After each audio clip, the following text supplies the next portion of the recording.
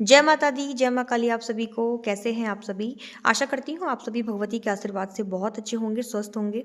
आप सभी पर माँ काली का आशीर्वाद, भगवान भोलेनाथ का आशीर्वाद और माँ की अगवानी वीर बजरंगबली हनुमान जी महाराज का आशीर्वाद, साथ ही 10 महाविद्याओं का और ब्रह्मांड की समस्त सकारात्मक शक्तियों का आशीर्वाद और कृपा आप सभी पर बनी रहे, ऐसी प्रार्थना है माँ काली से आप सभी के लिए। और एक बार फिर से एक और नई जानकारी के साथ में आप सभी का मैं स्वागत करती हूँ आपके अपने यूट्यूब चैनल काली माँ की बेटी में। अगर आप पहली बार चैनल पर आए हैं तो चैनल को सब्सक्राइब जरूर करिएगा, बेल आइकन को प्रेस कर दीजिएगा ताकि आने वाली हर नई वीडियो का नोटिफिकेशन आप तक सबसे पहले पहुंचे। साथ में वीडियो में दी गई जानकारी अगर आपको पसंद आए तो वीडियो को लाइक करके अपना प्यार भरा आशीर्वाद मुझे भी ज़रूर दीजिएगा ताकि इसी प्रकार मैं आपके लिए वीडियो लाती रहूँ। गुप्त नवरात्रि आने वाली है और गुप्त नवरात्रि का समय सभी साधकों के लिए, बड़े बड़े तांत्रिकों के लिए, बड़े बड़े अघोरियों के लिए, साधकों के लिए एक गोल्डन टाइम होता है। ये जो समय है गुप्त नवरात्रि का, ये इतना दुर्लभ समय है। आप किसी भी मंत्र को, किसी भी देवता को, अपनी कुल देवी को, कुल देवता को, किसी से भयंकर प्रेत को, किसी भी देवी देवता को आप आसानी से मंत्र के द्वारा सिद्ध कर सकते हैं, उनसे सिद्धि प्राप्त कर सकते हैं। आज की वीडियो में मैं आपको बताऊंगी गुप्त नवरात्रि कब से है, आप कौन कौन से मंत्रों का जाप कर सकते हैं और साधना के बीच में आपको कौन कौन से नियम पालन करना है, कौन कौन सी सावधानियां रखनी है, कौन कौन से अनुभव आपको गुप्त नवरात्रि के दौरान हो सकते हैं। ये सारी जानकारी मैं आपको आज के इस वीडियो में दूंगी, इसलिए वीडियो को आप बिल्कुल भी स्किप मत कीजिएगा, साथ ही अंत तक देखिएगा। जानकारी पसंद आए तो लाइक भी कीजिएगा। देखिए, दो नवरात्रि होती हैं, शारदीय नवरात्रि और चैत्र के नवरात्रि, और दो होते हैं गुप्त नवरात्रि। शारदीय नवरात्रों का हम सभी को पता होता है, घर घर में माँ अम्बे की जोत जलाई जाती है, पंडाल लगाए जाते हैं, माँ की झांकियाँ लगाई जाती हैं। और दो होती हैं गुप्त नवरात्रि। गुप्त नवरात्रि का नाम ही है गुप्त नवरात्रि, जो आती हैं चली जाती हैं, बहुत से लोगों को पता ही नहीं चलता। लेकिन तांत्रिक अघोरी साधक गुप्त नवरात्रि का बड़ी बेचैनी से इंतजार करते हैं। ये समय होता है उनके पास उनकी शक्तियों को बढ़ाने का। आप भी गुप्त नवरात्रि में साधना करके मंत्रों के द्वारा आप अपनी शक्तियों को बढ़ा सकते हैं। अगर आपके ऊपर किसी भी प्रकार का तंत्र मंत्र किया गया है, आप उससे छुटकारा पा सकते हैं। आप किसी भी मंत्र की सिद्धि ले सकते हैं इस गुप्त नवरात्रि में। गुप्त नवरात्रि इसी महीने के यानी कि 30 जनवरी से शुरू हो रही है और 7 फरवरी तक जो है गुप्त नवरात्रि चलेंगी। साधना कैसे करनी है? कोई भी अगर आप साधना करते हैं गुप्त नवरात्रि के दिनों में, तो आप ये कोशिश करें कि किसी को पता ना चले कि आप साधना कर रहे हैं, यानी आपको उस साधना को गुप्त रखना है। जितना आप इस साधना को गुप्त रखेंगे, उतनी ज़्यादा सफलता आपको इस साधना में मिलेगी।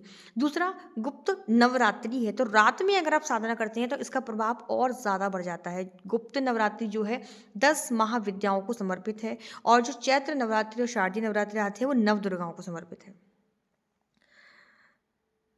गुप्त यानी छुपा हुआ, ठीक है।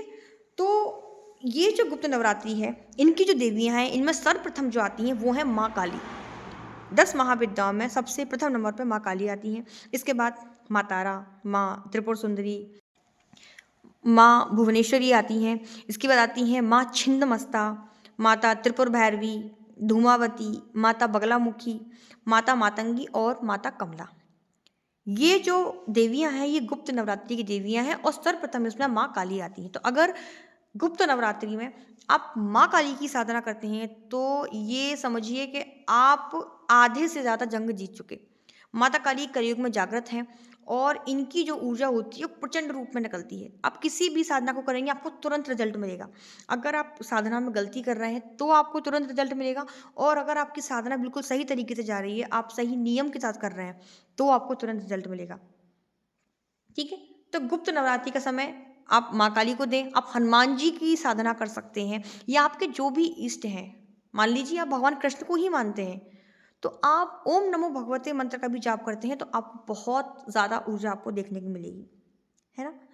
तो गुप्त नवरात्रि में जो माता त्रिपुर सुंदरी हैं, भैरवी हैं, भुवनेश्वरी हैं, मातंगी हैं, कमला हैं, ये माँ के सौम्य स्वरूप में आते हैं थोड़े से। त्रिपुर सुंदरी, भैरवी, मातंगी और कमला माँ, ये माँ के सौम्य कोटि के स्वरूप है। और दूसरा आता है इनका उग्र कोटि का स्वरूप, जिसमें आती है माता छिन्नमस्ता। आपने उनका फोटो भी देखा होगा छिन्नमस्ता माँ का, वो बहुत अजीब सा दिखता है। है ना। माँ अपना ही सर हाथ में लिए हुई हैं, देवियाँ रक्त पी रही हैं। ये छिन्नमस्ता है, माता काली हैं, धूमावती हैं, माता बगलामुखी हैं, ये माँ के उग्र स्वरूप हैं, है ना।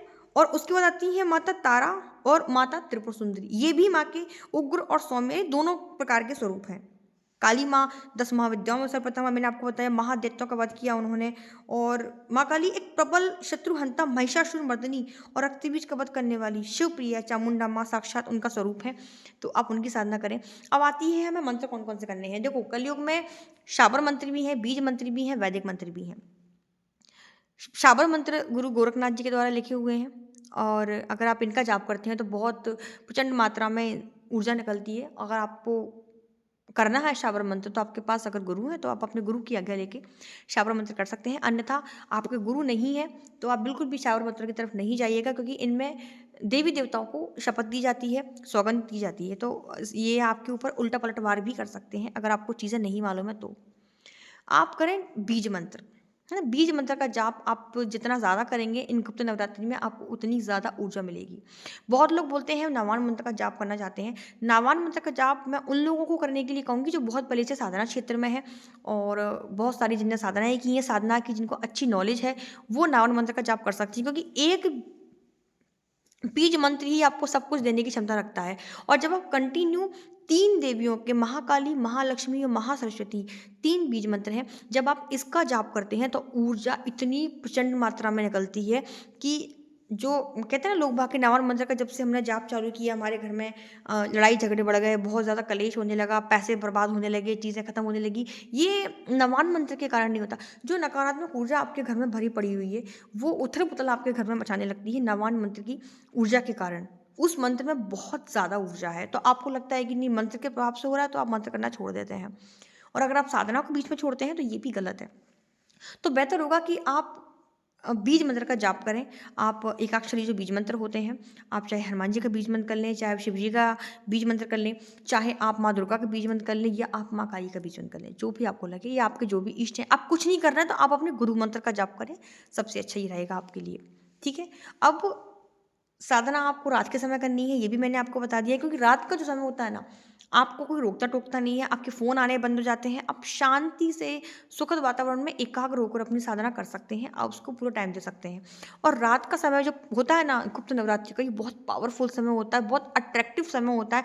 आप चीज़ों को बहुत अच्छे से फ़ील कर पाएँगे, बहुत अच्छे से आप चीज़ों को महसूस कर पाएँगे। ठीक है, ये आप करें।